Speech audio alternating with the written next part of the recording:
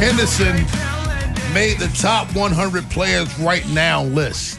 To say what you heard Jonathan said earlier, that did I get here right, that the shoulder was no excuse? I mean, if it was it's not an excuse, it's a reason. Yeah. It's a difference. It's not an excuse, it's a reason. If you look at Gunnar Henderson's other numbers, he did not have he had a bad power year. He didn't have a bad year. I thought he should have been a Gold Glove contender, to be quite honest with you. But Gunnar Henderson batted .274, had an OPS of .787. That's because the power numbers were down. Did you guys know that Gunnar Henderson last year had a career high in doubles? Yeah, because the power 34. wasn't there. The power wasn't there. Yeah. So it's like, again, if you don't think, what was it, a shoulder impingement or something of that nature? Like, if you don't think, there's no reason for him to come up after the season and say, yeah, I did this, but his power numbers were sapped. Do you think he just forgot how to hit? How to hit home runs? Do you think he just turned into Bobby Witt and started hitting mostly singles and doubles? No. I think he's a phenomenal player. I do agree with this, though. He does have something to prove. Oh, there's no question. He's number 26. He was number 10 last year. Yeah, he's number 26 on the top 100 players right now. You're right. And last year he was ranked number 10. So he fell off. He has something to prove to get back up there. What is it about? So, like, again, all right, Geraldo Perdomo is rated ahead of him. Perdomo should not even be carrying his cleats. And Perdomo had a phenomenal year last year. Like, off the charts ridiculous. And just to show you how ridiculous it is, he hit 20 bombs last year. He played 4 other seasons. He didn't hit 20 home runs combined in those 4 seasons. He had 100 ribbies. Last year, if you combine all his previous seasons, he ends up with like 120-some. So it's like you're looking at a player that's, he had a good year. So how are you rating this? Is it just off of last year? I'm assuming it's last year. It's just off of last year. Then you can't argue it because his numbers were set. 17 home runs last year. Also, his people make good cigars. The Perdomo? The Geraldos? Yeah, Perdomos, man. Really good cigars. Yeah, but he had a 7 WAR last year, Perdomo. Like unbelievable and kind of out of nowhere, as he was more of a, I don't know, like a situational player, and then he'd get his opportunities. He's young too. Yeah, he'll be 26 this year. He's good, but again, like, am I going to put him over Gunner after what I've seen? Like, well, again, if you're just saying this year, yeah. Well, the other thing, Gunner, he went from leading the league in errors to having only 8. He led the league in field. He had the best fielding percentage in baseball. That's why I thought he should have been a Gold Glove. Yeah. I mean, it is kind of hard when you look at this list because as I'm looking at it, Manny Machado's 34, Alonso 33, Bryce Harper 32. Really?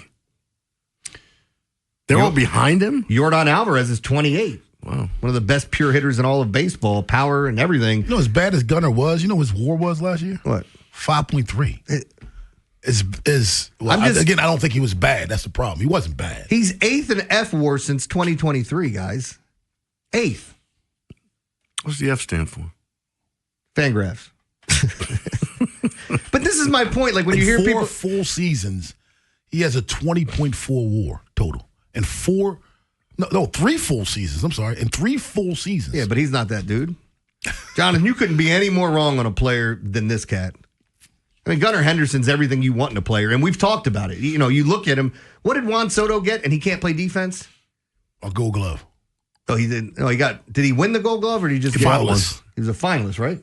Did he win one? Juan Soto? Yeah. I thought he was a finalist. Did he win it? He'd have to buy one. But he was a finalist the one year because I was making fun of it because he shouldn't even bring his glove to the year he ballpark. was with the Yankees. Yeah. But no, like if you're honestly looking at what Gunner's done, especially at his age coming in, you know how people like to compare. Like he's almost a clone of Juan Soto. Juan Soto's going to probably hit for a little bit, maybe hit for a better as a hitter. Only as a hitter. Oh no, I think you could put Gunner out in right field with his opposite hand, and he'd still be better than Juan Soto. You could put a plastic Anthony with a glove out there and be better. Plastic Anthony. Although Soto almost was 2 shots, 2 stolen bases shy of 40-40. What in are New they? York, when you have construction sites and they tell you to slow down, they have a little guy figure in plastic. Because they're always Italian in construction, we call them Plastic Anthonys. I love that. Oh, here you go. MLB hitters with an OPS above 1,000 and a K percentage lower than 20 with runners in scoring position in 2025. Bo Bichette, Max Muncy, Aaron Judge, Mickey Moniak in Colorado, and Gunnar Henderson. Guys, what was Jonathan's statement? What did he say? He just doesn't think he's that upper echelon guy that we believe he said is. he's borderline top 25, right? Borderline, yeah. I thought he was. I kind of thought his point was, though, because he did at the end say to get back to that upper echelon. Okay. I mean, that's fair. He did acknowledge that he was, just not last year. He had an off year. He had a down year last year. Power-wise. Yeah, that's it. So I think Jonathan's point wasn't that he's never been that guy. He's saying he has a lot to prove to get back to being that guy. I kind of agree with that. I think last year he had a really down year. Yeah. 410-583-1057 is the number. And it's funny because that's how much we look at power numbers. Yeah. He had a career high in doubles. It was his best year defensively. His batting average was the second best of his career, 274. His on-base percentage around 350 was 349. His OPS was over 785. But yet we considered a down year because he only had 17 home runs. That's how much we covet home runs. Well, this is when you get hoisted on your own petard. If people are going to start looking at slugging percentages and all the power numbers now, then you're going to be judged by that. If you're going to change the way people think, then that's it. Well, because his slugging almost dropped 100 points because of the home runs. Yeah. I mean, I'm not disagreeing with you. I'm just saying that's how much we covered home runs now. 410-583-1057. That's the number. Baltimore's Big Bad Morning Show on the Fan. Shovels at 7:15, but on the other side, Ed Norris, we do the hockey. Yeah, we do the hockey. We're going to talk a little NHL and going to ask you guys' opinions about what's going on in Italy with the Olympics. This is really getting kind of ugly as far as the hockey goes. Ed Norris does the hockey up next on the Fan. Jason LaConfora, Ken Weinman, Tim Barbalace, and Ben Hall. Inside Access.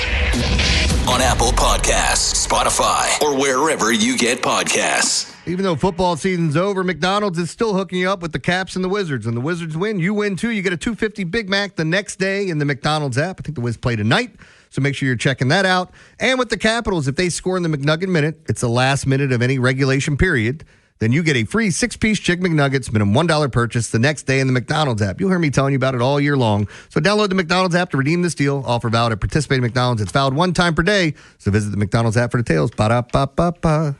As a detective, I've solved many mysteries, but this one has me stumped. Why does NJM Insurance remain silent in a world full of catchy jingles? What are they up to? It's suspicious. Yet their policyholders all agree. NJM is amazing. When things go wrong, they do what's right. But is the world ready for an ad break that's jingle-free? Tune in to Baffling Mysteries, where the story of the missing jingle unfolds. This fictional podcast is brought to you by NJM. No jingles or mascots, just great insurance. Insurance underwritten by NJM Insurance Company and its subsidiaries. Okay, I have to tell you, I was just looking on eBay where I go for all kinds of things I love, and there it was. That hologram trading card. One of the rarest. The last one I needed for my set. Shiny like